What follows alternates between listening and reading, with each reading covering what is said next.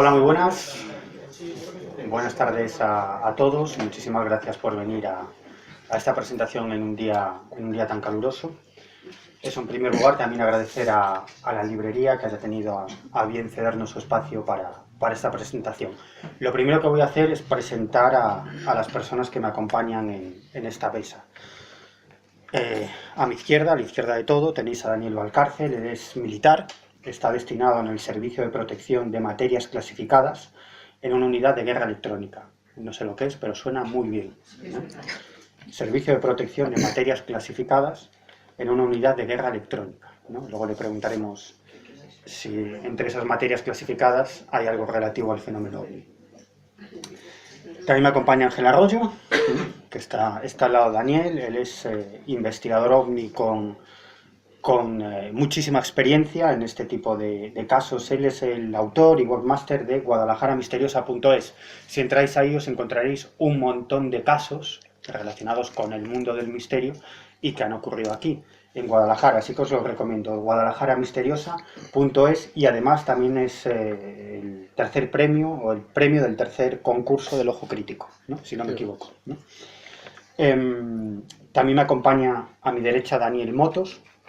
Él es también militar, es miembro del Ejército del Aire, es especialista en operaciones especiales, que también suena muy bien esto, especialista en operaciones especiales, también especialista en defensa NBQR, nuclear, biológica y química, y especialista universitario en servicios de inteligencia, que también suena muy bien, ¿no? Suena a espionaje total, ¿no?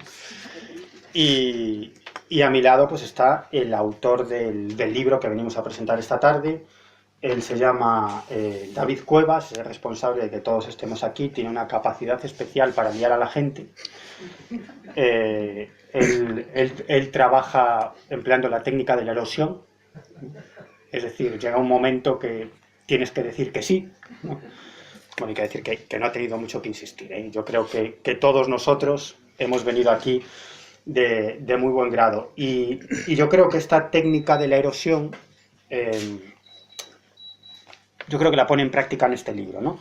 OVNIs, Paradigma del Absurdo, un viaje en busca de respuestas. Es uno de los primeros libros de una colección de una editorial que se llama Oblicuas, que, como digo, inaugura una colección de libros muy interesantes. Son, bueno, como veis, libros muy fáciles de leer.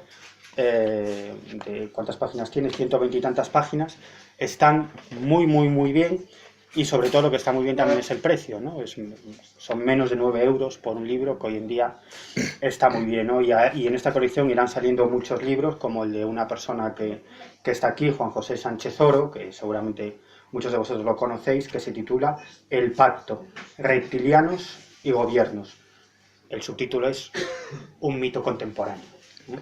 Es decir, lo que hace Sánchez Oro en este libro pues es exponer y ahondar en un mito moderno que ha tenido un gran recorrido y que tiene, me atrevería a decir que millones de seguidores en todo el mundo. Bueno, OVNIs, Paradigma del Absurdo. Explícame el título, David. ¿Así de entrada? Así de entrada. Bueno, esto no me lo esperaba, porque en teoría yo tengo que intervenir al final, ¿no? Pero bueno, la espontaneidad también es buena. Veo que has aprendido en ese sentido, y para bien, a la hora de poner hasta cierto punto en jaque, ¿no? No solamente a los que, pues en este caso, le acompañamos en una mesa de estas características y en un evento como este, sino también a la hora de entrevistar de la forma que sabe hacerlo a los testigos de lo insólito que son los protagonistas de un libro cuyo título tiene que ver no con que el asunto OVNI sea absurdo, ni mucho menos, porque si eso fuera así, yo creo que este libro no existiría, ni nadie de los que estamos aquí estaríamos alrededor de esta mesa una tarde como esta, ¿no?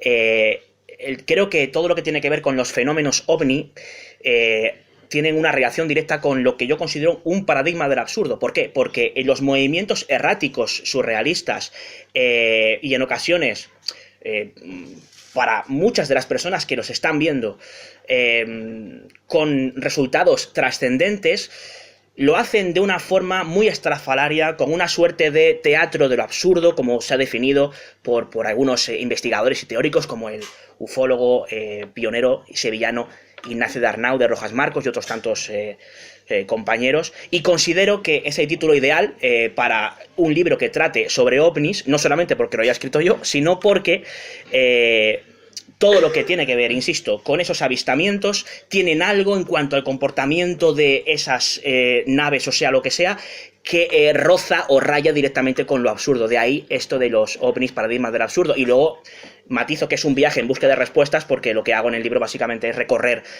muchos lugares de la geografía española para encuestar directamente a los testigos que han visto o han sido partícipes de uno de estos fenómenos, ¿no?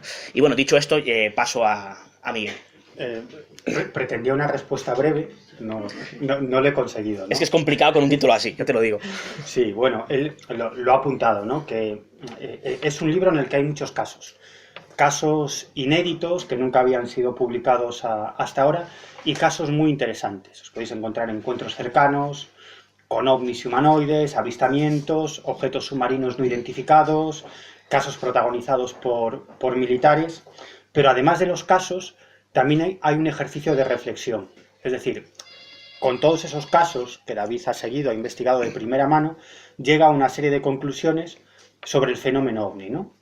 Por eso le preguntaba el título del libro, ¿no? Porque sus conclusiones tienen mucho que ver con el título de este libro, OVNIs, paradigma del absurdo. Los que hemos hecho esto demasiadas veces, esto de seguir casos e intentar conseguir testimonios, recopilar pruebas, bueno, sabemos lo duro y lo complicado que es. Luego es muy bonito leerlo en un libro, pero detrás hay muchísimo, muchísimo trabajo, ¿no? Son, como yo digo, en este libro lo que hay es muchos testigos creíbles, muy creíbles, para sucesos absolutamente increíbles, ¿no? Que aparentemente no tienen explicación.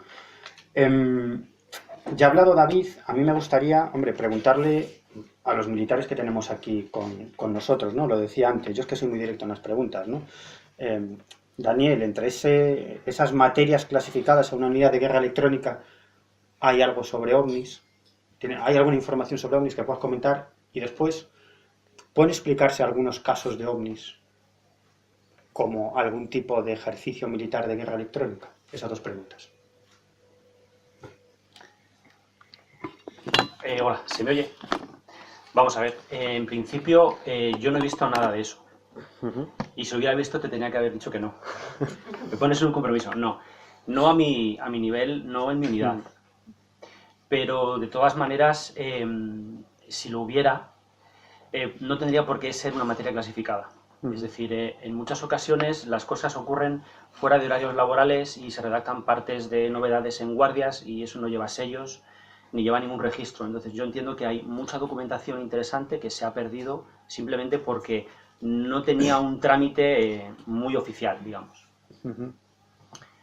¿Y la otra pregunta? Si algunos casos de ovnis pueden explicarse como ejercicios de guerra electrónica. Yo te hablo como aficionado a estos temas, más que como especialista o como ufólogo o como algo parecido. Yo entiendo que en las guerras modernas hay factores que están entrando ahora y que se están poniendo muy de moda y que pueden explicar algún que otro fenómeno luminoso o interferencias en comunicaciones o electromagnéticas. Pienso que ya no solo a la guerra electrónica, sino las telecomunicaciones en general, las que ya están aquí, las que van a venir, quizás sí puedan no explicar tajantemente, pero sí dar una explicación sencilla a cosas que todavía no la tienen. Bueno, yo creo que quieren decir algo el resto de las personas que están aquí en mesa sobre este libro y sobre su visión del fenómeno ovni. Daniel, empezamos contigo, sí, ¿vale? Para lo que quieras decir, y luego vamos con Ángel Arroyo y seguimos, ¿vale? Vale, yo voy a ser breve. Agradecer a la librería El Rincón que nos ha cedido y a todos los que habéis venido para estar aquí un ratillo con nosotros. Quiero dar también las gracias a los que están aquí en la mesa. Yo tenía que estar ahí sentado. Lo que pasa es que David me ha liado por la erosión que decíamos antes. Entonces, bueno, como ahora estoy de este lado, sí quisiera que luego, si hay turno de preguntas, no os cortéis y que apretéis los tornillos. Que preguntéis, que no os quedéis con inquietudes por vergüenza o por quiénes eran estos señores. No, vosotros, si tenéis alguna duda, alguna inquietud, sin ningún problema. Y bueno, pues David, como hemos dicho antes, tiene mucha cara. Y David se cuela en todos los sitios que haga falta, se acredita o no se acredita, le da igual. Si le interesa una cosa, va por ella y suele conseguirla. Aunque a lo mejor no le conocéis mucho, pero ha podido entrevistar a gente muy, muy, muy importante que no da entrevistas a cualquiera. O sea que sí es cierto que tiene mucha, mucha cara y es muy pesado, es muy cansino. Va detrás y detrás. Claro, tiene una pasión grande, entonces se desplaza, se gasta el dinero y la salud donde haga falta. Es muy cansino. No, ya lo has dicho 3 veces, creo que ha quedado claro. Tiene amigos para esto, ¿eh? Para que en una presentación pública... Luego hay otra característica ya un poco más seria, que para mí es un escéptico de los de verdad, es decir, es una persona que se hace muchas preguntas, que no cree a priori en nada y que intenta enterarse. Y lo que pretende es brindar esa información, aunque luego pueda dar sus conclusiones, pero para mí es un escéptico de los de verdad. La prueba está en que gente que cree en el fenómeno extraterrestre y en todo lo paranormal, a él le trata como si fuera un negacionista, y gente que lo niega todo y que da explicaciones súper racionales a cosas que a lo mejor no la tienen, creen que es un crédulo y que él cree en todos estos temas, ¿no? Entonces, cuando parece que está todo el mundo en contra es porque él está haciendo algo, ¿no? Interesante, ¿no? O yo, por lo menos, eso es lo que yo creo. Entonces, claro, con esas premisas, pues ha escrito un libro que, no nos engañemos, es pequeño, pero es más grande de lo que parece. Pone un viaje en busca de respuestas. Sí es cierto que él ha hecho viajes y se ha desplazado a los sitios, pero lo que nos está proponiendo a nosotros es el viaje. Es a través de esas cosas, de esos casos, hacer nuestro propio viaje con la mente y llegar nosotros a nuestras propias conclusiones. Yo creo que no va a dejar a nadie indiferente, porque es un poco como Mary Poppins cuando da ese jarabe a los niños, ¿no? Que a cada uno le sabe de una manera. Pues hay tantos viajes en este libro como lectores, ¿no? Yo creo que puede ser muy interesante que, si os interesan estos temas y no habéis leído nada, ahora que se acerca el verano y que es un libro de muy fácil lectura, muy divertido, es un momento muy bueno para acercarse, ¿no?, a estos temas. Y si ya estáis metidos, si os gustan los fenómenos ovni y similares, aquí vas a encontrar un montón de casos y de cosas nuevas que no se han contado. Algunos incluso son cercanos, porque conoceréis el pueblo. Y yo creo que es una opción muy, muy, muy interesante. Un poco más me queda decir. Yo quería recalcar en titulares tres casos que hay en el libro que a mí me han apasionado, como el del cerillo volador, que por no destriparlo, si luego queréis hablar de él. El caso de Valdearenas, que tuve la suerte de poder acompañarle para entrevistar un poco ahí al testigo. Al de Cerillo también estuviste, ¿no? Cierto, cierto. Pero el de Valdearenas me resultó muy, muy, muy interesante. Y luego aquella misiva de aquel chico que hizo la mili, que había escrito, había escrito un extraño relato de un avistamiento súper extraño y que apareció perdido en un diario de vuelo. Bueno, la verdad es que hay 4 o 5 casos que os van a dejar con la boca abierta, al más puro estilo de los libros que a todos nos gustaban cuando éramos pequeños, ¿no? Y bueno, ya está. Yo creo que es una opción muy interesante. Es muy divertido, es muy barato, es nuevo.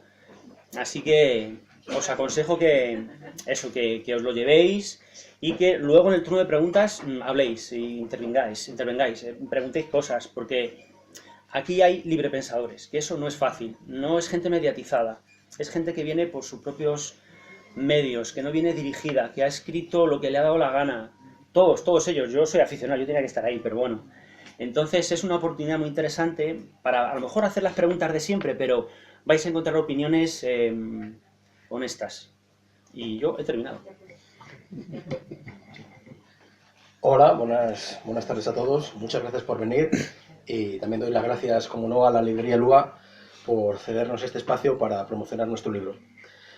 Bueno, el libro de David Cuevas, ¿qué voy a contar de él? David es un periodista de raza, un periodista que como yo diría un adjetivo que no han dicho antes mis compañeros, que es un pesado.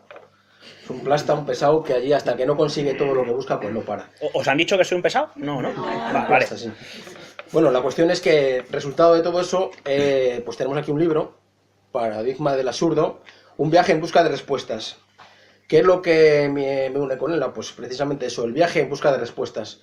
Cada vez que nos enterábamos de algún caso, de alguien que había visto un ovni, ¿no?, pues a través de amigos o de lecturas, de algún libro o de la prensa local, pues siempre nos apañábamos para intentar localizar al protagonista, la persona que había visto el testigo, y allí nos plantábamos, como dice él, con toda nuestra jeta, Y bueno, pues de ellas, muchos de los casos que quedan recogidos, de los 40 casos que recogen en el libro, pues muchos son de esta provincia de Guadalajara.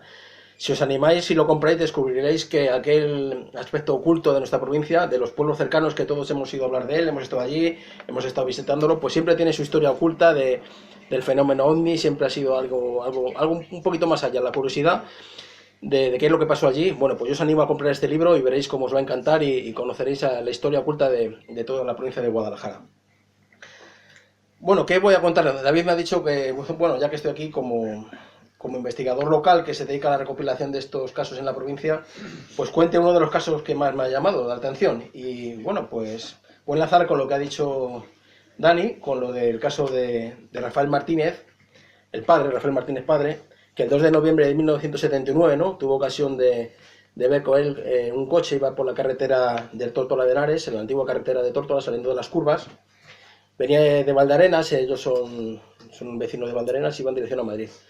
Bueno, pues era de noche, eran las 11 de la noche, y notó que su padre pues tenía un taxi detrás que nos contaba que tenía las luces mal, ¿no? Y le estaban continuamente enfocando las largas, y estaba muy molesto y hacía todo el viaje pues de mal humor.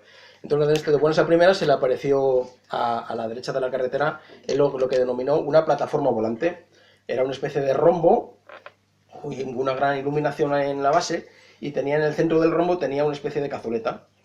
Iluminaba todo lo que es al lado de la carretera, y el hombre pues se asustó, pegó un frenazo y todos bajaron a verlo. El taxi que iba por atrás pues también evidentemente frenó, fueron los dos testigos de aquel acontecimiento, y bueno, lo vieron ahí. El taxista, el segundo coche, el taxista pues muerto de miedo cogió a la gente y se piró de allí rápidamente porque estaba muerto de miedo, ¿no? Por no decir otra expresión. Pero bueno, Rafa Martínez pues le echó un poco de coraje y se quedó allí viendo el objeto, ¿no? Nos lo describe como una plataforma romboidal que, según se iba alejando, tendría unos 20-30 metros de lo que es de cada lado. O sea, no era una cosa exageradamente grande. Y en cada vértice, bueno, cuando se fue alejando la luz pudo diferenciar que en cada vértice había 4 focos. Era un rombo con los 4 focos enchufando hacia abajo. Y de la plazoleta que había en el centro de la plataforma, pues salía a cada vértice una especie de nervios. Estaba completamente en silencio, pero en silencio no había una especie de pequeño rumor, él contaba un rumor, y bueno, así hasta que estuvo un buen rato, hasta que no va a llamarlo ni el objeto, se fue alejando de él, desapareciendo a lo largo hasta que llegó a lo que es la altura del pantano del Vado, y se convirtió en unas pequeñas lucecitas en forma de lágrimas, y hasta que desapareció. Bueno, pues este caso es espectacular, primero porque tenemos a 2 testigos, 2 coches que se tuvieron que parar a ver el objeto y lo vieron con todo detenimiento. Rafael Martínez, el padre, pues ya hace este caso de 40 años, pues ya falleció. Conocemos la historia gracias a las investigaciones de nuestro querido Enrique de Vicente, ¿no?, que recogió el caso, se fue allí a hablar con él, a recoger la información y la publicó en los medios locales y también en los medios nacionales que hacían eco de estos casos de fenómeno OVNI. Pero pasado con los años, lo que es la vida en Guadalajara, todo es un pañuelo, pues logramos contactar con el hijo que vive en la parte de atrás del coche. Y nos contaba exactamente lo mismo, que su padre tuvo que parar, vio la plataforma, nos hizo una serie de dibujos. Esos dibujos quedan aquí reflejados en el libro, si tenéis curiosidad podéis verlo. Y bueno, pues nos contaba que a partir de aquel caso su padre pues sufrió un gran cambio, ¿no? Su padre era maquetista, y entonces lo que hizo fue maquetas de lo que vio. Se empezaba a hacer maquetas, las repartía a la gente, a los amigos. Y bueno, y nos dice que a partir de entonces la vida del padre cambió a mejor, ¿no? Se sentía como más alegre, era como una especie de... que había sentido una experiencia que le había cambiado la vida, y afrontó la vida desde otro punto de vista. Él tenía problemas de corazón, bueno, pues todo el tiempo que estuvo viviendo, pues los afrontó con mucha más alegría, con mucho más optimismo. Y también tenemos el caso del taxista de atrás.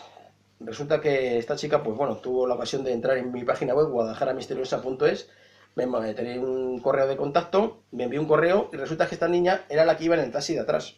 Recordaba lo de las luces del taxi, ¿no? Que su padre era el taxista, no había podido cambiarlas, iba con las largas, y también recuerda que ese día, según iba el camino de vuelta, pues veía la luna a la derecha y a la izquierda veía otras esferas a lo largo de una ladera que hay allí.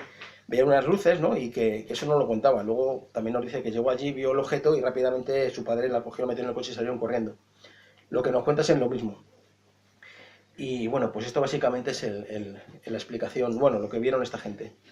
Y enlazando con lo que contaba antes mi amigo Daniel, de que si había prototipos militares respecto que podían dar explicación a estos avistamientos, pues aunque no se cumplen todos los casos de ser exactamente un avión, sí que podía ser algún tipo de prototipo militar por el tipo de forma, el tipo de rombo, ¿no? Que se le veían solamente la parte de abajo, el tipo romboidal. Bueno, pues casi se podía especular con la posibilidad de que fuera un prototipo de un ¿cuál era? El F-11, que es un avión triangular, F-117, que en aquel momento todavía no era una realidad, no había salido, no estaba todavía en marcha, y que en todo aquel momento, por las fechas, debían ser todo tipo de prototipos. Se trata de un F-117 que estaba de ejercicios por nuestra provincia.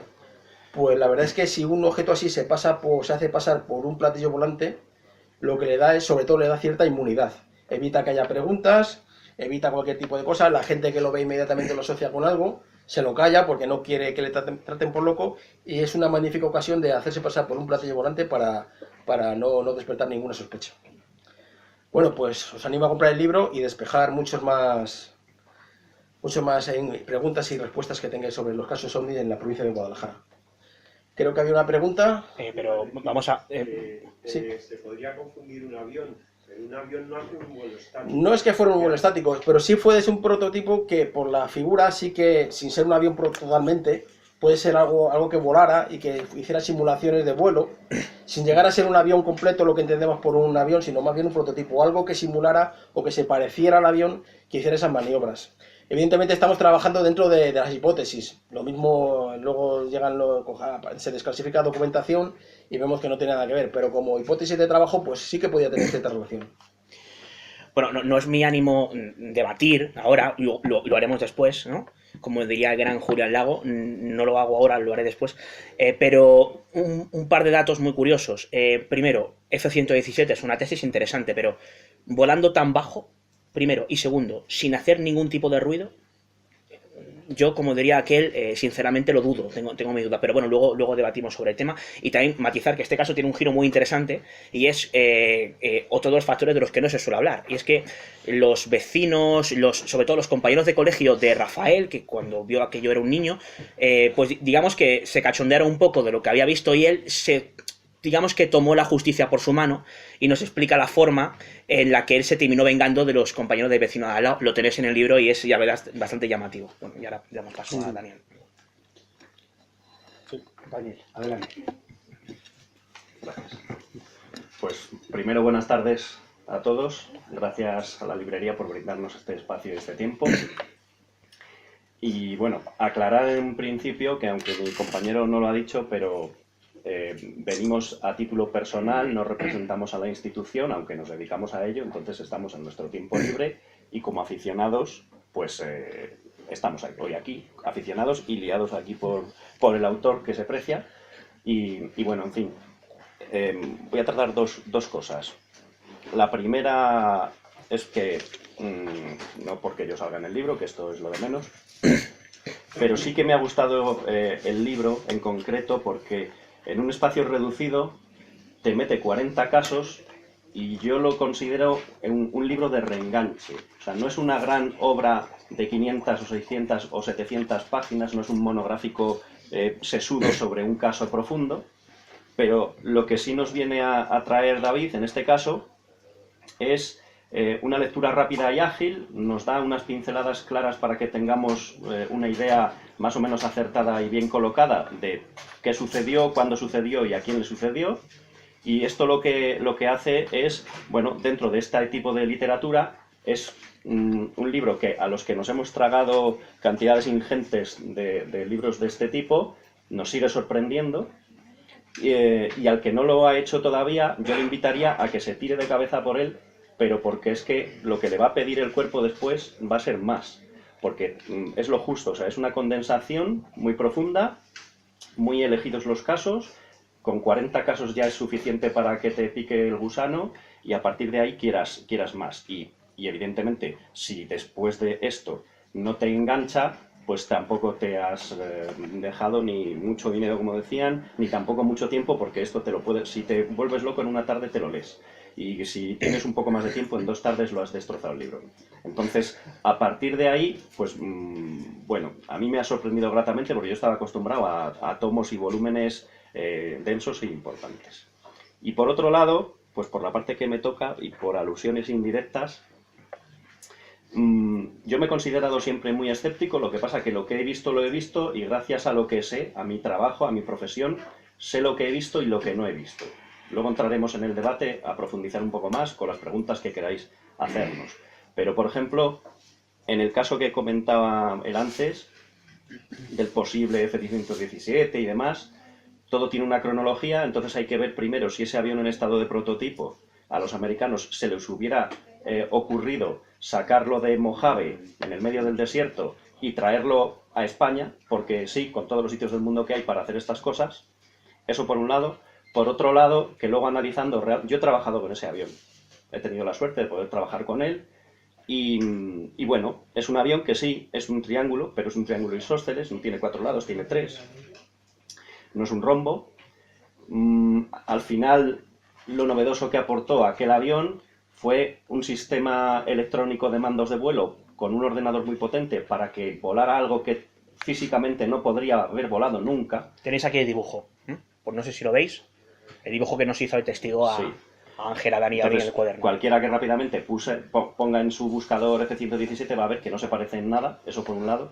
Y por otro lado, ese avión lo único que tenía de especial, lo único, era la pintura que tenía, que era una pintura carísima, que absorbía las ondas de radar, muy delicada, además, por cierto, eso llevó a problemas de mantenimiento con ese avión que fuera carísimo y que de hecho hoy prácticamente no se utiliza. Y las pocas veces que se ha utilizado no ha sido tampoco la panacea. Y por otro lado, realmente era más un problema que un avión potente, porque era un avión que tenía muy poca capacidad para lo que se pretendía, que fuera un bombardero. Lo llamaban el avión invisible, pero no invisible a los ojos, sino invisible al radar. Y tampoco era invisible, lo que pasa que el ecorradar era tan pequeño que se podía confundir con un pájaro.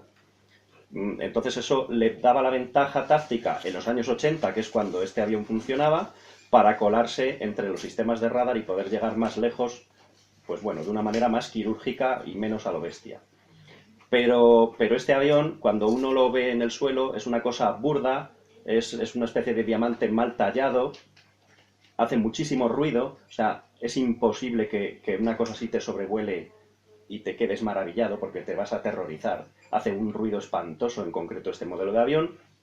No puede volar despacio bajo ninguno de los conceptos porque, como he dicho al principio, es un modelo de avión controlado por un ordenador, entonces vuela porque el ordenador hace que aquello se mantenga en el aire por potencia bruta del motor, pero no por aerodinámica. O sea, es como tirar un ladrillo, pues un ladrillo se puede sujetar, si le ponemos un motor se sujetará. Pues este avión es exactamente lo mismo. Entonces, por ruido, por velocidades y por torpeza en el vuelo, porque los propios pilotos así te lo decían, era una máquina tosca en el vuelo, no era ni agradable de volar, y además siempre lo volaban, eso sí, lo único que coincide es que era de noche, pero en el resto no. Entonces, aplicando los conocimientos técnicos y la tecnología a toda la casuística que nos podemos ir encontrando, pues podemos ir desmontando, y no por ser más crédulos o más creyentes, sino simplemente por método científico. Yo formulo mi hipótesis, voy poniendo a prueba, voy descartando lo que no es, y al final no es que sea triste, es que resulta que al final es lo que parecía. O sea, algo que está ahí, que no nos pertenece, que no trabaja para nadie, que no pertenece a ningún ejército, que no hay ningún país que lo esté volando, y menos por la circunstancia en la que se da, ¿no? Entonces, bueno, el análisis luego cada uno puede informarse, porque hoy día hay mucho desclasificado y todo el mundo tiene acceso a datos. Pero en principio, lo interesante de todos estos casos es que es muy difícil, una vez que se aplican los conocimientos científicos y técnicos, es muy difícil clasificar alguno de los avistamientos, el cerillo, o que antiguamente se llamaban los puros, aquellos, las naves nodriza y demás. Todo esto, cuando tú le aplicas los conocimientos, te das cuenta al final de que no es algo conocido, no es algo que maneje ninguna superpotencia ni extranjera, ni mucho menos nosotros, y que al final te tienes que rendir a la evidencia y ver que, bueno, pues que lo que ha estado allí sobrevolando o flotando, aparecido o lo que fuera, no es algo que pertenezca a nada fabricado por el hombre, que de dónde viene pues ya discutiremos a ver, pero lo que está claro es que no es una máquina que hayamos fabricado nosotros para utilizarla para nada en concreto.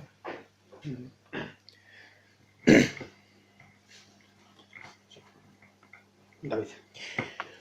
Bueno, la verdad es que está tan interesante el debate que yo estoy por pasar de hablar yo y que sigan hablando ellos, ¿no? Porque yo creo que es muy interesante, como bien decía Ángel, intentar, cuando nos enfrentamos a uno de estos casos, es complicado saber exactamente a lo que nos enfrentamos cuando primero no lo hemos visto nosotros, sino que dependemos de lo que nos cuenta el testigo, según cuyas palabras, bueno, pues se ha visto de una determinada forma un presunto objeto, porque tampoco tenemos muy claro que sea un objeto, aunque esto de las sillas OVNI tenga lo de objeto volante no identificado. Pero lo importante y lo fundamental es que siempre hay que intentar descartar variables. Es decir, ¿esto podía parecerse a un F-117? Pues hombre, según la cazoleta de abajo sí podría tener algún sentido, pero claro, hay otra serie de factores que no cuadran. Hay que intentar siempre buscar una explicación y cuando no se encuentra hay que ser honestos, hay que ser humildes, plantarse y reconocer que no se encuentra, que no sabemos lo que es. No sabemos si es algo desconocido de otra dimensión, no sabemos si es algo extraterrestre, no lo sabemos. Pero lo que sí tenemos claro es que la persona que lo ha vivido, al menos en la mayoría de los casos que yo he recogido y que están representados aquí en este libro, es que el testigo los ha vivido como auténticamente reales. Y no solamente eso, sino que el testigo ha cambiado en algunos casos incluso el transcurso de su vida, en algunos sentidos, a raíz de ver aquello. En otros casos, sea lo que se ha encontrado el testigo, les ha cambiado la vida, absolutamente. En el caso del Cerillo, esto lo recogimos en Marchagaz, un pueblo que hay muy cerquita de las Urdes, en Cáceres, un señor que era un camionero que se le plantaba una suerte de cerillo volador, eso lo recogimos junto, bueno, estaba Daniel, estaba Olivia, que está también por aquí, y estaba nuestra compañera Lourdes Gómez. Contaba como ese cerillo volador que definía él se le plantaba encima del camión y levantaba el camión. Y se lo encontró en varias ocasiones, y en una de las ocasiones tuvo tan mala pata que cuando aquello, según siempre el testimonio de José Antonio Blanco Arrojo, que es el protagonista de este caso, terminaba soltándolo, soltó con tan mala pata que el camión descarriló y tuvo un accidente. Y eso supuso una ruina tanto personal como económica para esa familia, ¿no? A raíz de un encuentro OVNI. Y casos como estos tenemos varios. En el libro dedico un capítulo precisamente a cómo el fenómeno, o ese conjunto de fenómenos más bien, marca la vida de algunos sentidos. En algunos sentidos de varios testigos. Al igual que también comento algo que me fascina y me parece absolutamente magistral en lo que respecta al tema OVNI. Y es como viendo lo mismo, un aparato extraño, si es que es un aparato que sobrevuela nuestras cabezas, que no sabemos lo que es y que hace movimientos que desconocemos, en unas ocasiones es interpretado como un ovni extraterrestre, en otras como un avión raro que pasa y en otras como a lo mejor algún tipo de aparición mariana. Y esto no lo encontramos no solamente a lo largo de la historia, Ángel Arroyo ha investigado algún caso a este respecto cerca de Buendía, ¿no? Sino que yo en el libro recojo casos de personas que, por ejemplo, ven luces extrañas en Caravaca de la Cruz, en Murcia, que forman lo que, según me definían, era una cruz de Caravaca en el cielo. Qué curioso, en Caravaca de la Cruz las luces hacen cosas extrañas y forman una cruz de Caravaca.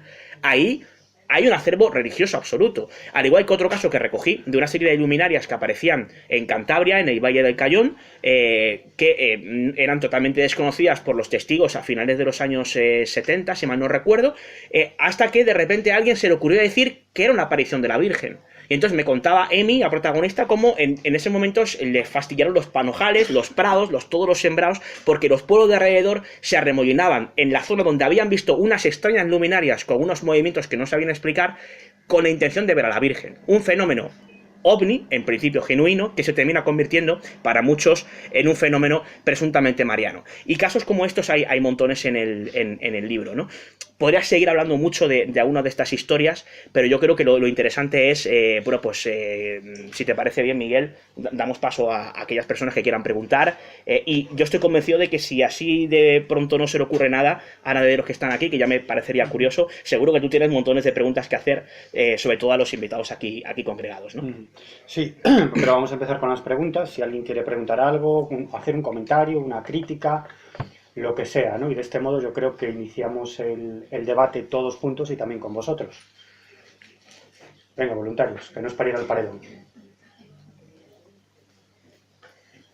Bueno, pregunta tú. A ver, David, Sí. una curiosidad. En las múltiples entrevistas que has tenido con la gente que, bueno, pues que ha visto algún fenómeno extraño, sea el que sea, desde tu plano de escepticismo frente a esas manifestaciones, ¿te has preguntado alguna vez si esa persona, bueno, pues aparentemente, sin profundizar mucho, aparentemente daba muestras de sufrir algún tipo de problema o de trastorno de personalidad que de alguna manera le hiciera ver lo que no había o manifestar lo que no era? Muchas gracias por la pregunta, Boni. Vamos a ver. Es una muy buena pregunta y es algo que tenemos que tener en cuenta a la hora de recoger ese tipo de casos.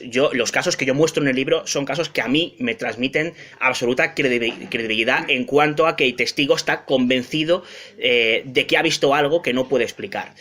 En ocasiones, yo, la verdad es que, no sé mis compañeros Ángel o Miguel, yo al menos en ocasiones muy contadas sí me he encontrado con algún caso de persona que parece que tiene un desequilibrio importante, pero cuando llevas muchos años siguiendo este tipo de casos, yo siempre digo, en defensa, que los periodistas no somos máquinas de la verdad con patas. Entonces, en ocasiones no somos absolutamente infalibles, al igual que no lo es el testimonio humano, ¿no? Digamos en líneas generales. Pero sí que desarrollamos una suerte de radar lo suficientemente válido como para discernir, si no los primeros minutos, si en los consiguientes, si la persona que está delante nuestra tiene algún tipo de problema, ¿no? Esto no es algo definitivo, pero sí que es cierto que hay que tenerlo muy en cuenta. Hecho ese matiz y a un lado, lo que tengo que decir es que yo, la mayoría de las personas que me he encontrado que dicen haber sido testigos de este tipo de aparatos, me parecían total y absolutamente cabales. De hecho, cuando les entrevistamos, repreguntamos las mismas cosas una y otra vez, no porque sea un pesado multiplicado por 8, tal y como han dicho mis amigos, sino porque intentamos averiguar si se contradicen algunos de los datos para intentar dar cierto cuño de veracidad de lo que al menos nos está contando esa persona, ¿no? Imagino que Miguel puede comentar algo más al respecto porque ha recogido pues muchísimos más casos que yo sobre el terreno.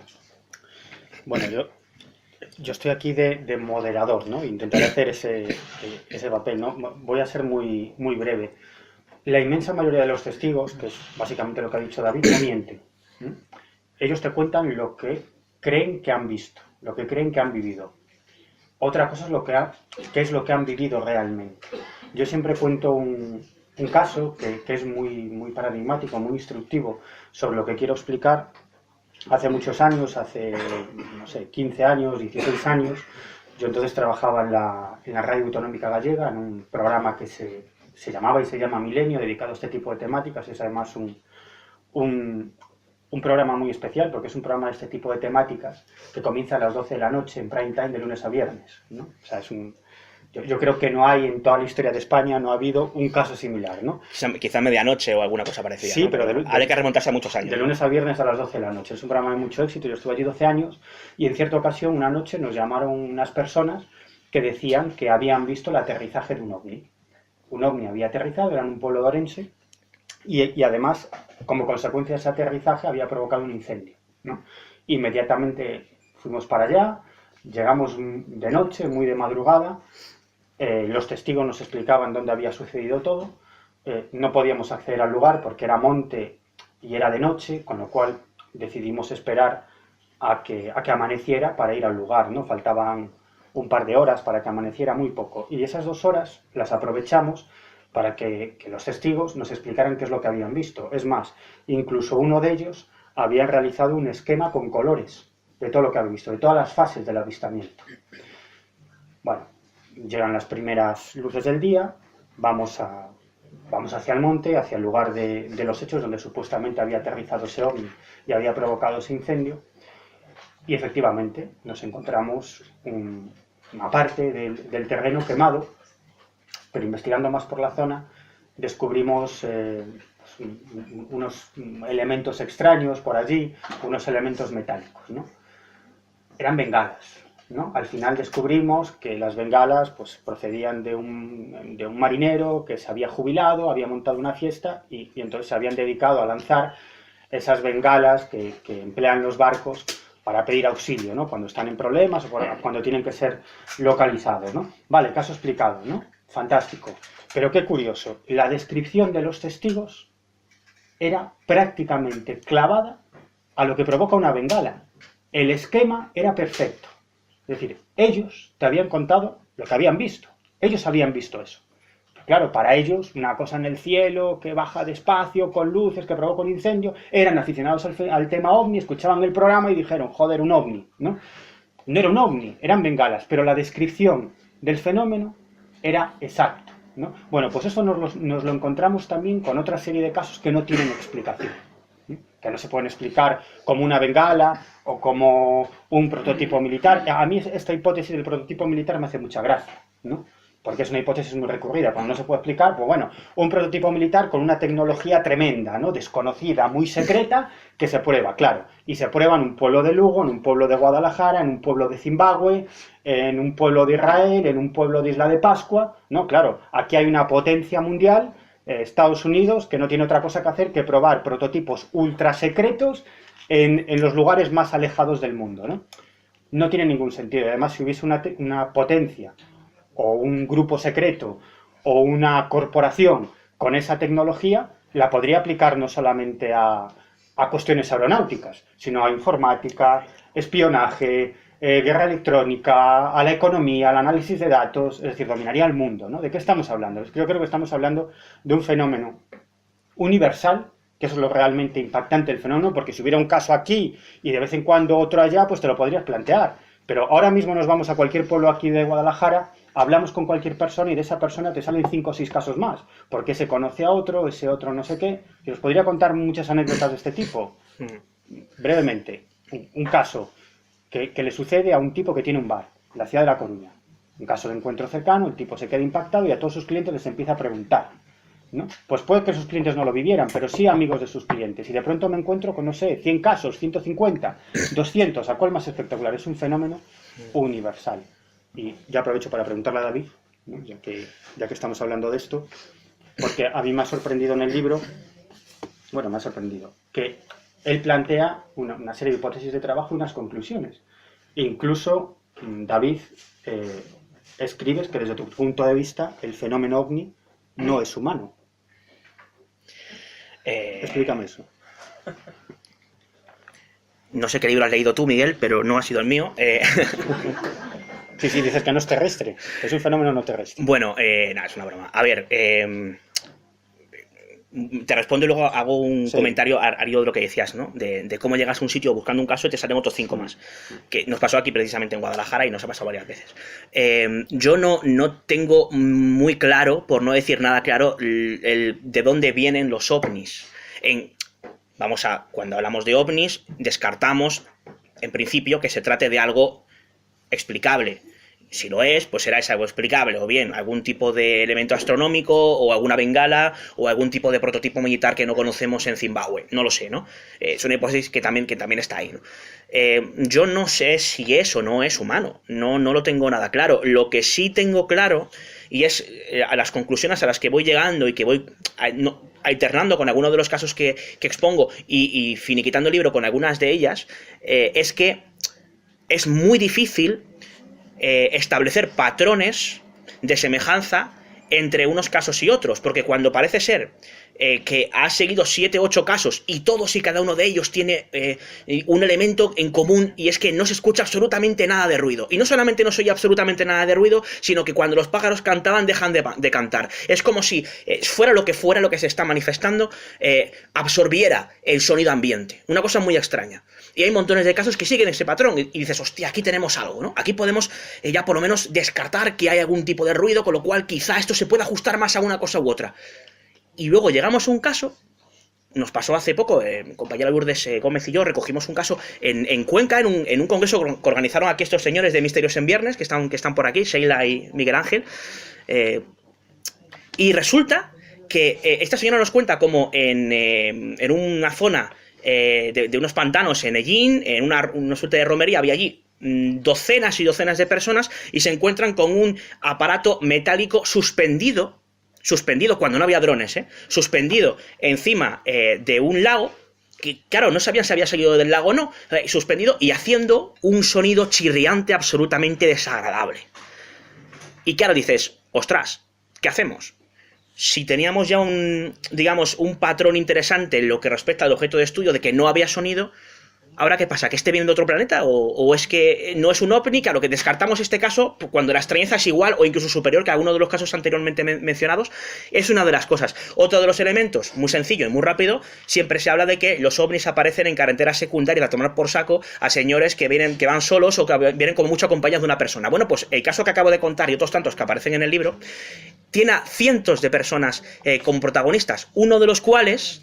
y ahora estaría bien, si te parece, Daniel, que lo comentaras, fue protagonizado, en este caso, o fue avistado por el propio Daniel, junto a su familia y junto a, según me comentabas, 200 personas. Año 82, en una semifinal del Mundial de Fútbol, ¿no?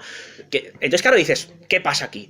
No se ve por una sola persona, no es algo que solamente aparezca para una persona para que la vea esa persona como una especie de teatro del absurdo que se recrea de una forma holográfica para que solo lo veas tú, sino que en ocasiones lo ven cientos de personas. Cuando parece que no hay ruido en ninguno de los casos, aparece otros tantos casos que habla de ruidos. Cuando parece que aparece una suerte de objetos extraños que no interactúan con nada, nos encontramos con otros que interactúan en coches, y que cuando alguien ve un fogonazo extrañísimo que no puede explicar, el coche se para.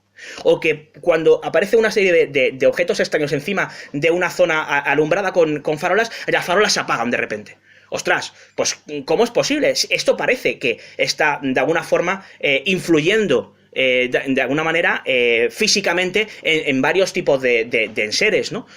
Pero por otro lado, parece como si fuera una especie de proyección holográfica, según otros investigadores. En resumidas cuentas, y así lo digo en el libro, no tenemos ni puñetera idea de lo que se esconde detrás de los ovnis, ni creo, ni tengo muy claro que haya una teoría, ojalá lo hubiera, unificadora para explicar todos y cada uno de los casos. El caso del ruido, el que no hace ruido, el que se ve delante de 200 personas, el que no, el que se ve solo que parece un holograma, y aquel que interactúa con coches, todo es X, extraterrestre, adimensional. Oye, pues a lo mejor es que cada uno de los casos tiene una procedencia diferente.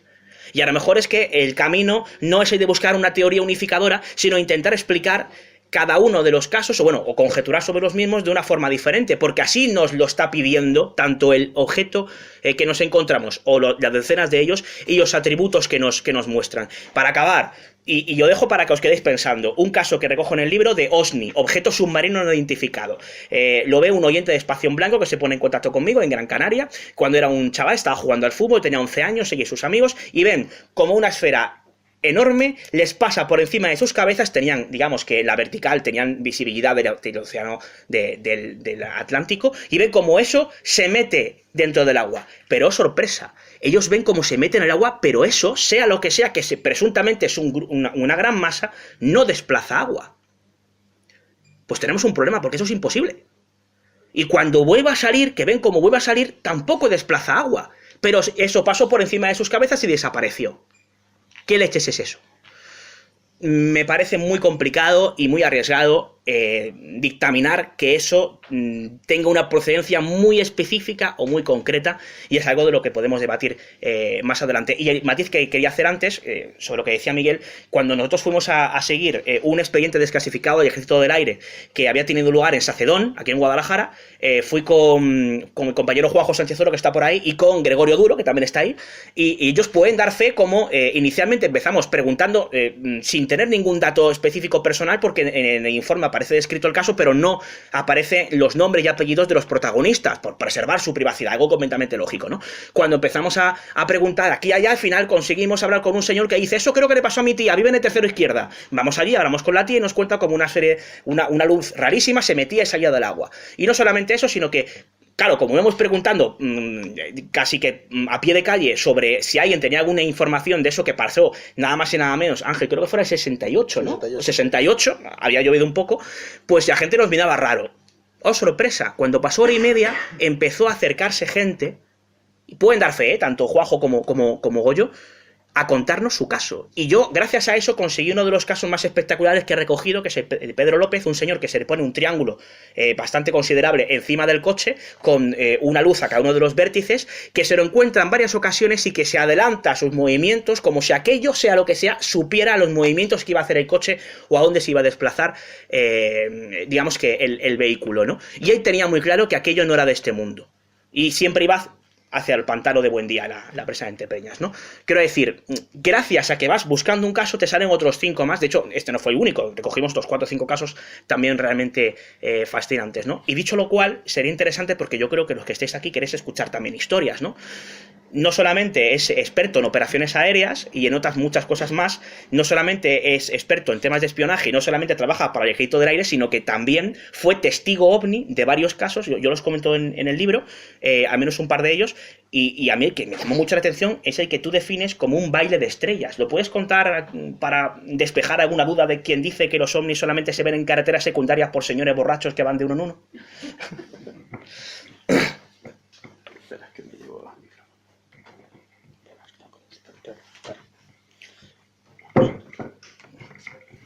Esto sí que es un paradigma del absurdo, lo de los Sí, micrófonos sí, en la sí, mesa. sí. Esto parece una rueda de prensa o algo así.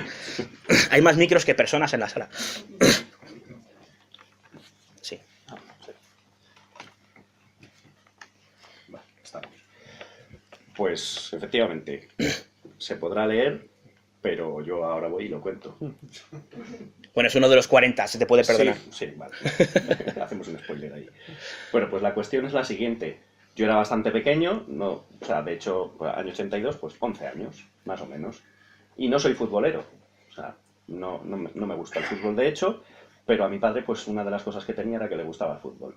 Así que, de hecho, cuando estuve recopilando el caso, tuve que tirar de histórico y ver qué día había sido, porque yo tenía, o sea, el fenómeno se me grabó y la casualidad, para poder recordarlo, era que jugaba Alemania contra Francia, eso no se me olvida, y que era verano.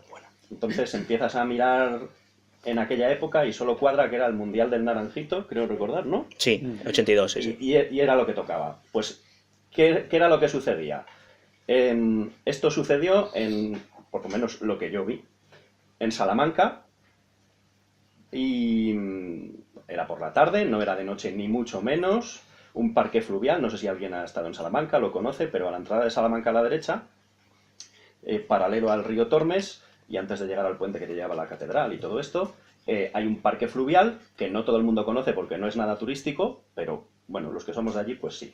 Entonces, allí íbamos a pasar, como hacía bueno, pues con una familia con 4 niños de los años 80, pues lo que quiere es sacarlos de casa, que no rompan nada, y en pleno agosto ya hartos de vacaciones mis padres. En fin, el caso es que allí que nos llevan, y bueno, pues el ruido normal de un parque de los años 80, pues aquí el que más y el que menos tiene ya una edad, chirrido de balancines, lloros de niñas que se caen y se destrozan las rodillas, o sea, el ambiente normal de un parque lleno de gente. Además, cuando digo, es que cerca de 200 personas y si no más, porque el parque es muy grande y aquello se ponía hasta arriba de personas, y más en esa época. Buen clima, en fin, además encima con un evento futbolero de este tipo, pues mejor que mejor. El caso es que allí estábamos todos a lo nuestro, o sea, ni era de noche, ni era un camino recóndito, ni era una persona que tenía sueño, ni...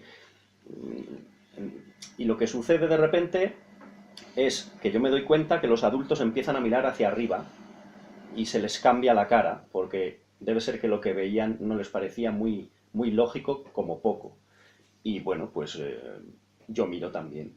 Y lo que yo veo allí, y lo describo como un baile de estrellas, porque es que además no, o sea, cualquiera que vea de repente con luz a bastante altura con la misma intensidad que tienen las estrellas cuando va anocheciendo, ahora que ya tenemos buen clima, va anocheciendo y se ven esas estrellas bien claras, que son potentes, tienen esa luminosidad.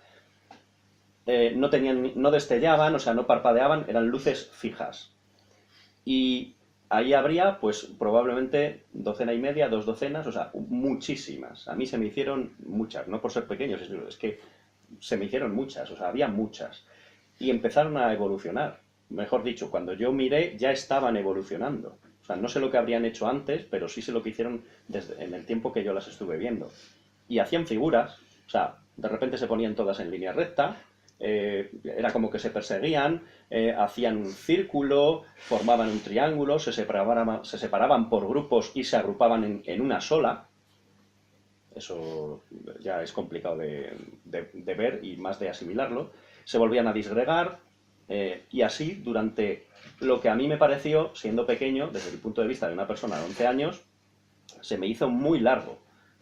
Muy largo. Pues yo a lo mejor aquello fueron 10 minutos, 15 minutos, más el tiempo de antes que los adultos estuvieron viéndolo, hasta que yo como chiquillo me di cuenta de lo que allí pasaba, porque ya la gente rumoreaba. O sea, estamos hablando de muchas familias, con muchos padres, muchas madres, y todo el mundo mirando para arriba y los adultos opinando, lógicamente, y hablando. Entonces, bueno, pues aquel fenómeno se prolongó bastante, tanto como para que diera tiempo prácticamente hasta que la luz bajó, se hizo allí crepúsculo y prácticamente anocheció, porque fue cuando ya los padres recogieron a los niños y nos fuimos. Pues, ¿por qué durara 15, 20, 30 minutos aquel fenómeno en lo que se terminó de ir la luz natural del sol? Y aquello yo no sabía lo que era, a mí me parecían estrellas que se movían, que hacían figuras y demás. No había sonido, o sea, seguía manteniéndose el sonido ambiente del parque, de la chiquillería, del borde del río, pero aquello lo que fuera volaba unas veces muy deprisa, otras veces muy despacio, se perseguían, se separaban, o sea, era como una especie de juego absurdo. La situación ya en sí era absurda completamente, porque no tenía ninguna lógica, no se le veía ningún sentido a que aquello de repente aparezca encima de una ciudad y no eran fuegos artificiales, no eran fiestas patronales, la gente no era para que estuviéramos bebidos o abducidos o sofronizados todos, porque allí había gente de todas las edades. Entonces, bueno, en aquel momento yo no sabía lo que era, yo oía lo que decían los adultos, pero a mí eso tampoco me marcó en el sentido de marcarme pues estos son ovnis. No. Luego, después de mayor y por mi trabajo, yo pude averiguar que evidentemente ni eran helicópteros, ni eran aviones, ni nada de lo que nosotros como especie podamos conocer que vuela, porque no tenían nada más que esa luz blanca, que yo no podría decir si era luz propia o reflejada, pero casualmente la intensidad no variaba nunca en ningún momento, todo el tiempo en sus evoluciones era la misma intensidad, el mismo brillo, no se veía ningún destello verde o rojo o blanco como pueden tener los aviones o los helicópteros, o sea que era esa luz, ese punto de luz blanca evolucionando y multiplicado por los 12, 18 o 20 puntitos que hubiera por allí en el cielo. Claro, yo no sabría cuantificar en aquel momento, si lo viera hoy día, pues a lo mejor, pero en aquel momento no sé a qué altura estaban sobre el suelo, pero sí que por el tamaño, pues era como esas estrellas brillantes que vemos por la noche, que probablemente, evidentemente, estarían mucho más abajo y mucho más cerca. Pero no se veían destellos metálicos, no se veía, o sea, puntos de luz que evolucionaban. Los adultos allí congregados estaban estupefactos, a todos se le caía la mandíbula hasta los pies, porque nadie tenía ni idea de qué podía ser aquello y, a fin de cuentas, Salamanca tiene una base aérea de gran tradición a 12 kilómetros y allí el que más y el que menos sabe lo que es un avión porque los ve todos los días, porque te sobrevuelan la cabeza constantemente en la ciudad. Entonces, la gente, pues bueno, la especulación fácil y empezar a divagar qué podría ser. Pero bueno, pues yo así se lo conté a David, así lo ha pasado al libro. Y es algo, pues, absurdo, realmente es una historia absurda, porque que pintan sobre un parque en verano 20 lucecitas evolucionando como si fuera aquello un festival. Si nadie había ido allí a ver eso, nadie lo había pedido tampoco, pero allí sucedió. Y es, pues eso, o sea, lo poco típico del tipismo del caso de que te coge de noche en medio de las urdes y estás perdido y de repente te pasa una cosa extraña. Que probablemente si vas a las urdes de noche y te pase, pero esto no era el caso. Bueno, más preguntas. Que seguramente tenéis más preguntas o más comentarios o alguna crítica. Yo sí que haría un comentario. Sí. Que la gente piensa, mucha gente, sobre todo los escépticos, que por qué no paran a hablar con nosotros. Y una cosa que te comento, nosotros vamos a ver África, a ver elefantes, y no nos metemos con los animales, los observamos desde fuera. Y cuanto más vamos avanzando, igualmente era normal matar un toro y tirar una cabra desde un campanario. Cuando vas evolucionando en el comportamiento, te sueles separar más y decir más, voy a ver, no me voy a meter en ello. Entonces, si eso, sean seres de aquí, de donde sean, nos están observando, ¿por qué se van a comunicar con nosotros? Nos están estudiando, nos están viendo. Yo creo que por ahí Daniel y Ángel, ¿qué opináis? Estoy un poco en desacuerdo porque has empezado hablando de los escépticos y yo creo que hay escépticos que pueden estar de acuerdo con lo que tú dices, porque el escéptico no está en contra de nada, ni a favor. Es decir, que se puede hacer esas preguntas perfectamente, solamente esa puntualización. Hay escépticos que yo, por ejemplo, que me considero que tengo un pensamiento más o menos crítico, puedo estar de acuerdo contigo y no negarlo. Solamente era eso.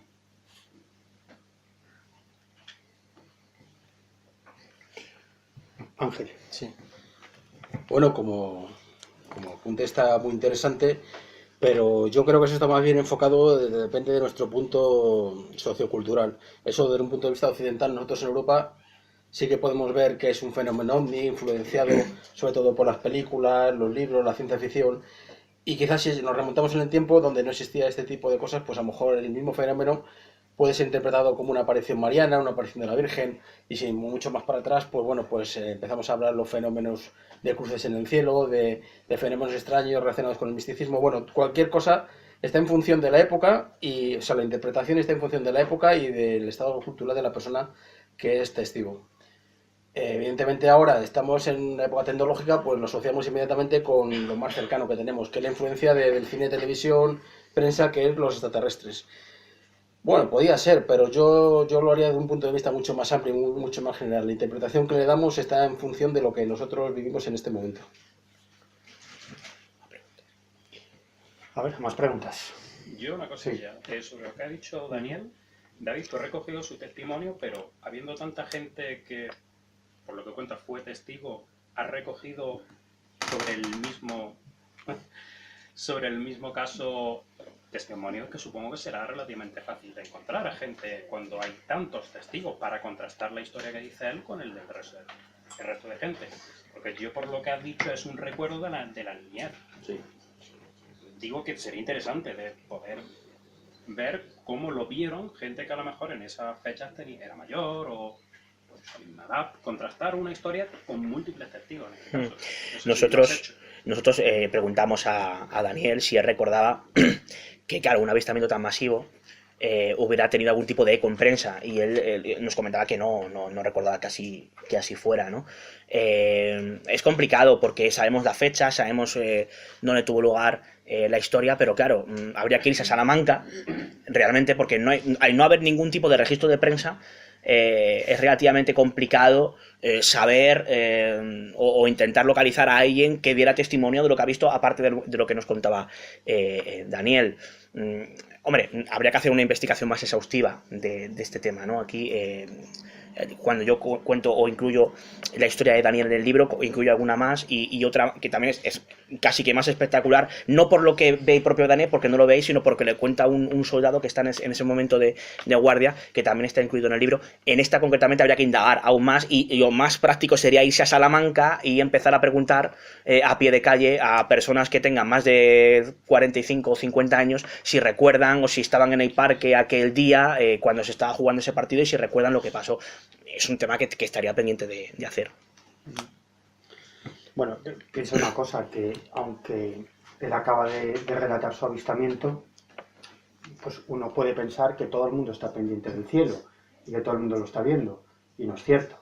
Bueno, en ese caso es distinto, porque si él, por lo que ha dicho, había bastante gente, lo normal es que en cuanto uno mira hacia arriba, un grupo amplio de gente mira hacia arriba, lo normal es que está mirando. Sí, es la reacción típica. puede que los que tuviera a su lado, pero te aseguro que si había gente paseando, si la gente no se suele fijar en lo que hay en el cielo, te sorprendería, ¿no? Ah, ¿tú recuerdas que fuiste consciente de que lo vio más gente, ¿no?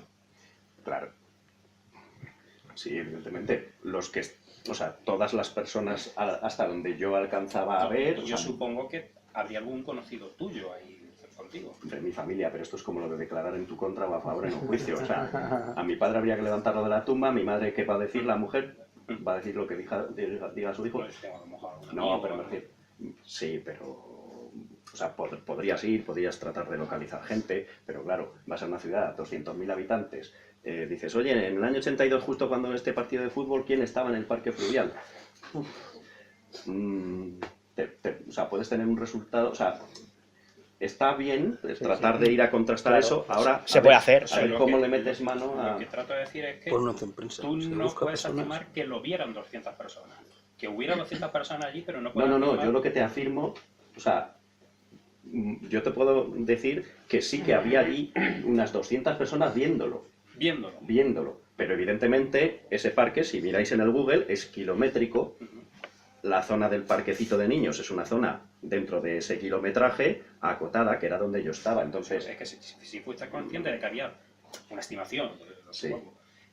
esa cantidad tan ingente de personas en algo tan llamativo y que no hubiera tenido eco, a mí me resulta muy extraño. sí, a lo mejor el eco lo tuvo. Lo que pasa que, claro, si a mí me pilla ahora con mi edad, pues busco. Pero esto con 10 años para mí fue una anécdota de fin de semana. Claro. Al día siguiente yo, pues, ya no me acuerdo. O sea, cuando tienes 10 años, Mira, no estás muy... te sorprendería la cantidad de casos tan espectaculares, con testigos múltiples, que no se merecen ni una línea en la prensa. Porque a la prensa no le llega todo. A lo mejor reciben alguna llamada, alguien que dice, yo he visto esto, y no le suelen hacer demasiado caso. Mira, te podría relatar casos del Club de la Comedia, en este sentido. Me acuerdo de uno también en un pueblecito del sur de Orense, haciendo frontera con Portugal, y fue una tarde-noche en el que varios niños que estaban jugando al fútbol ven en unos montes una cosa muy rara, unos objetos en forma de gota que se unen, se separan, parecen aterrizar, y van a avisar a sus padres, a sus tíos que estaban en el barrio, estaban jugando en la calle, ¿no? Y les dicen que ya luego, niños, estaban viendo un partido de la Champions en Madrid-Juventus, ¿no? Cuando fue el descanso del partido de fútbol, pues salieron a la calle, estuvieron viendo eso y en cuanto empezó el partido volvieron para adentro. Bueno, ese caso no trascendió para nada y nadie le dio el más mínimo interés. Tú hablabas con las personas de allí y los principales testigos eran los niños que estaban en la calle y vieron todo el fenómeno, pero los mayores salieron, vieron aquello, oye, que empieza el partido, para adentro. Es decir, podía haberse producido el contacto extraterrestre, pero estaban viendo el Madrid-Juventus. Claro, y de hecho Es que- había partido de semifinal del Mundial, quiero decir, a lo mejor informativamente hablando... A ti te puede parecer increíble, ¿no? Pero me he encontrado con otros casos de gente paseando que ve algo extraordinario, le avisa a la gente y dice, ah, sí, qué bien, muy bien. Y sigue mirando el móvil. siguen su camino, mirando el móvil, porque han quedado con alguien, tienen que ir a trabajar, es decir, Pues yo supongo que no será algo tan impactante. Es que eso es muy subjetivo. es muy subjetivo, depende. José Luis, es que lo que para ti es impactante, a lo mejor es impactante lo que le acaban de poner por WhatsApp. Quiero decir, además, aquello sea lo que sea, no aterrizó, sino que eran una serie de luces que hacían movimientos extraños. Pues la gente no miró y digo, qué cosa más rara. Pero, de hecho, algo que comentaba Daniel, muy curioso, es que cuando aquello desapareció, la gente no le dio más importancia. Pues qué curioso, pues hacen unas estrellas que hacen movimientos raros, pero no, la cosa no trascendió más allá de la mera anécdota, ¿no? Más preguntas. Sí, no es una pregunta, es a colación de esto que estés contando. Cuando fuimos a las Urdes, pues lo típico de hablar, me acuerdo que cuando hablamos con el curo, nos habló de otros señores y tal, y fuimos a un pueblecito que estaba muy cerca de donde el pueblecito este del curo, y fuimos a buscar a una señora mayor, ¿te acuerdas, David? Sí. Y esta señora resulta que lo había visto el hijo. El hijo nos llevó a casa del hermano a casa de la cuñada a casa de un vecino. Toda la calle lo había visto. Y incluso gente de todo el pueblo, que lo había visto, y no sabía, igualmente, o sea, es un caso que lo vieron todos, y lo mismo, o sea, hay casos que pasan desapercibidos y hay casos que se les da poco. No, Y pero... yo me imagino que en el año 82, con todo el mundial, lo que menos importaba es si en en una plaza o lo que fuera se había visto. Unas estrellas raras, claro. No solamente lo que dice Olivia, sino que, claro, es muy interesante el matiz que incluye ella, porque introduce algo que yo creo que se nos está olvidando. Y es que normalmente la gente que ha visto ovnis no va corriendo a contárselo a la prensa. Eso por un lado. Nosotros, caso de el señor González de Cáceres, que le entrevistamos en Pino Franqueado, ¿no? ¿Te refieres a ese caso? El primero, ¿no? Cuando llegamos, que estaba también Daniel presente. Bueno, Daniel puede dar fe, ¿no? Es decir, ¿cómo te enteras de este caso? Pues porque yo tenía en el cuaderno de campo un reporte de un señor que me habían dicho que había visto algo cuando yo fui años antes, no pude entrevistar, entonces ya que estábamos allí, tiramos de eso. Hablamos con este señor, nos dice, no, ¿qué dices? Tú estás loco, yo no he visto nunca un ovni. Habla con mi madre, que a lo mejor te cuenten historia. Vamos a casa de la madre y la madre dice, yo no sé de qué me hablas, hijo. Digo, una luz rara. Y entonces el hijo, que con el que no contábamos nadie, decía, eso lo he visto yo, hace un año, aquí encima. Y así es como conseguimos recoger esa historia. Pero no porque la gente vaya, en este caso, al diario, complicado porque en Pino Franqueado no hay ningún periódico, pero hay diario Urdano, a lo mejor quizá es ahí Barroso o alguien pudo recoger algo parecido, pero claro, es una cosa reciente y no se acercó, en este caso, ninguno de los testigos a contar lo que habían visto. Básicamente no solamente por dejadez, sino por miedo al ridículo. Porque estos temas, parece que hablamos aquí de ovnis y estamos echando la tarde muy divertido, pero seguro que... Mira, voy a hacer una pregunta. ¿Cuántos de los que estáis aquí no ha visto nunca un ovni? Levantad la mano.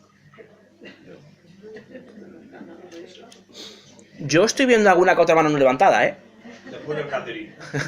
¿Alguna que otra mano no? Bueno, pues aprovecho para decir que lo que no le habéis levantado la mano, por favor, os acercáis luego y nos lo contáis a Miguel Ángel y a mí, ¿no? Pero aparte de esto, una pregunta, ¿vale? A los que habéis visto algo. ¿Vosotros cuando visteis eso, os hubiera ocurrido contárselo a un periodista que no conocéis de nada?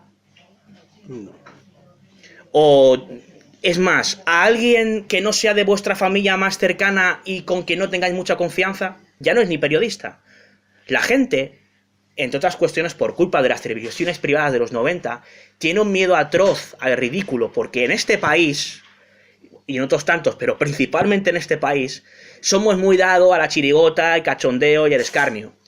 Y todo lo que tenga que ver con ovnis / marcianos, ¿no? Como dirían muchos, pues es un plato muy interesante y muy suculento, pero no precisamente para tomárselo en serio. Eso hizo que muchas personas que habían visto cosas extrañas, cuando a lo mejor en los 70 lo hubieran contado, incluso gente, militares o incluso pilotos de aviación comercial, que veían cosas y las contaban sin mayor problema, ahora no lo hagan ni de coña.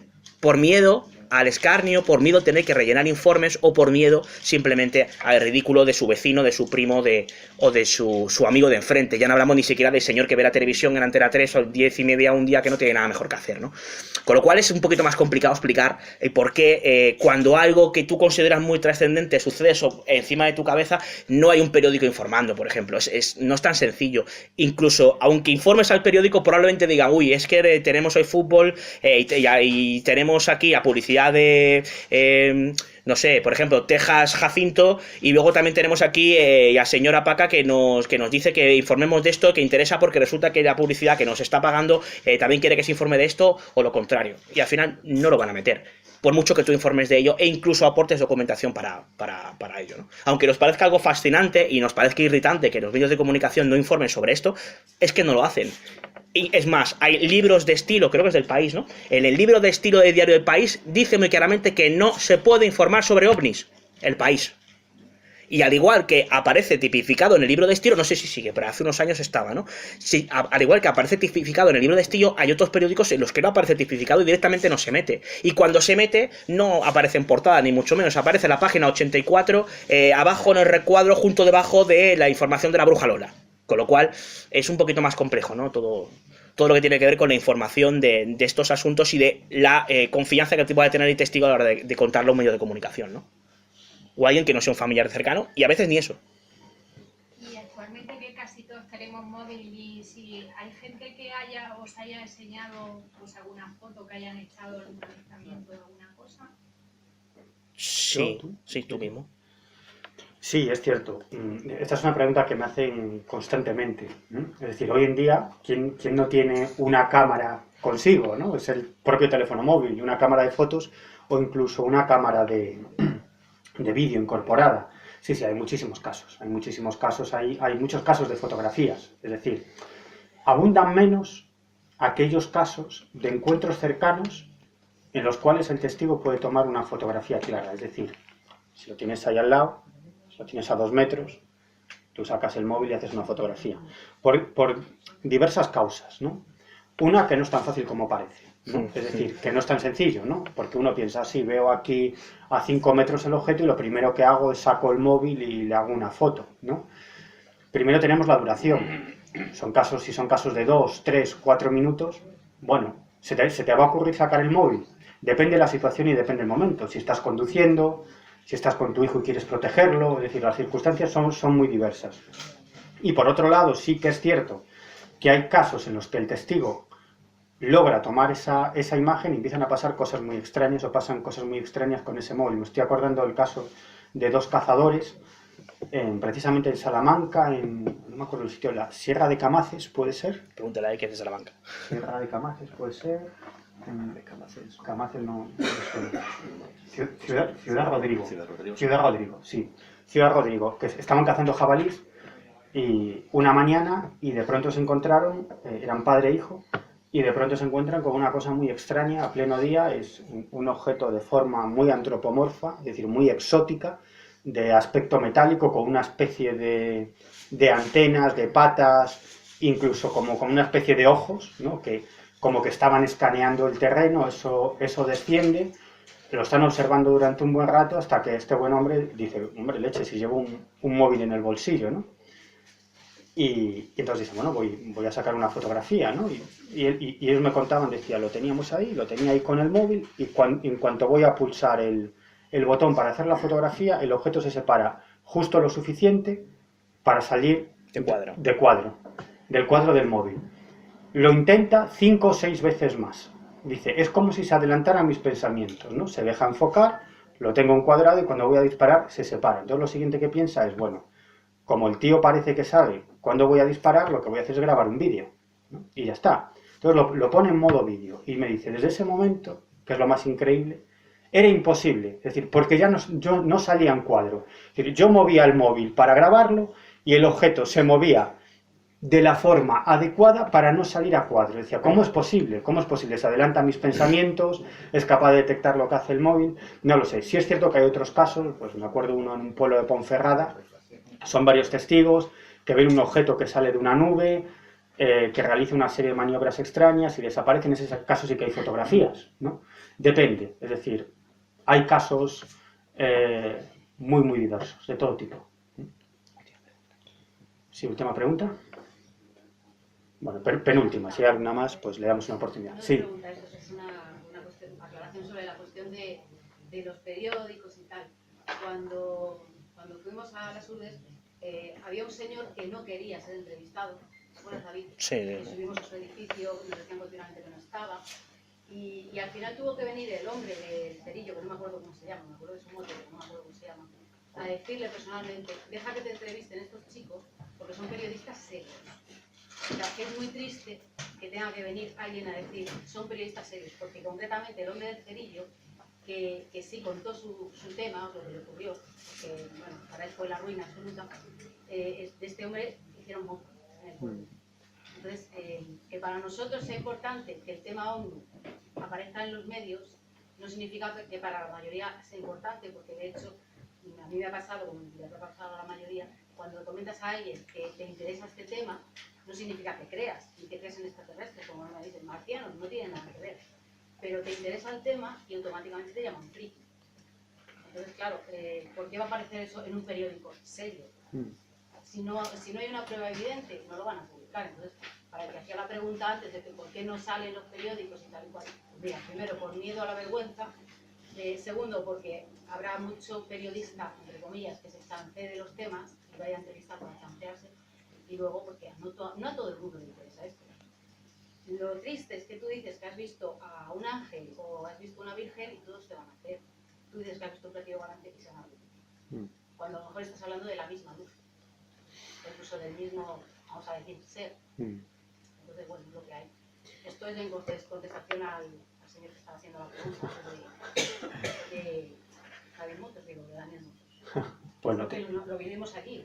De hecho, había un señor en el propio Moedas que no quería ser entrevistado y amenazaba, porque no fuera nadie. Y luego, en el lugar en el que preguntamos, uno de los chavales jóvenes se puso como una moto, de mala leche al hablar del tema, al preguntar sobre el tema. Dice, voy a estar aquí esto, pero no, que no todo el mundo lo hace. Está claro. Nos queda tiempo para una pregunta más antes de que David se ponga a firmar libros sin parar. Nos queda tiempo para alguna pregunta, algún comentario si queréis. Si no, pues simplemente ya, yo creo que ya cerramos, ¿no? No sé si quieres decir algo, David. Alguien más en la mesa, te paso ahora el micro, cerramos y nos ponemos a firmar libros como locos, ¿no? Y bueno, esas personas que han visto ovnis, que luego nos lo cuenten. Sí, que se lo cuenten a mi compañero Ángel o a mi compañero Miguel. Y luego pues iremos encantados a hablar con vosotros para que nos contéis vuestro caso de forma un poquito más pormenorizada y poder hacer todas las preguntas pertinentes. Y por favor, si os ha pasado algo, contáselo a la prensa, que luego nuestro compañero José Luis Romano no nos cree y esas cosas. Bueno, pues ¿queréis comentar alguna cosa? ¿No? Bueno, pues muchas gracias a todos por haber venido. Ha sido un placer compartir este rato con todos vosotros y me gustaría, si mis compañeros me lo permiten, pedir un aplauso para Daniel, para Ángel, para Miguel, para Daniel.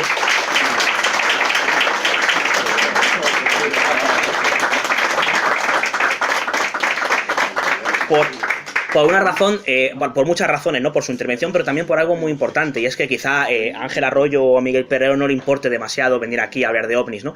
Pero tanto un Daniel como otro, por el trabajo que desempeñan y quedando bien claro que han hablado como personas civiles o como personas interesadas en el tema, nunca desde su profesión, pues venir aquí a hablar de ovnis quizá no es lo más ventajoso o lo más, en este caso, deseable para su currículum, ¿no? Con lo cual se agradece que hayan hecho el esfuerzo de venir a hablarnos de una afición como la de cualquiera de ustedes, como es el tema ovni, independientemente de su profesión. Así que, pues oye, pues muchísimas gracias a todos.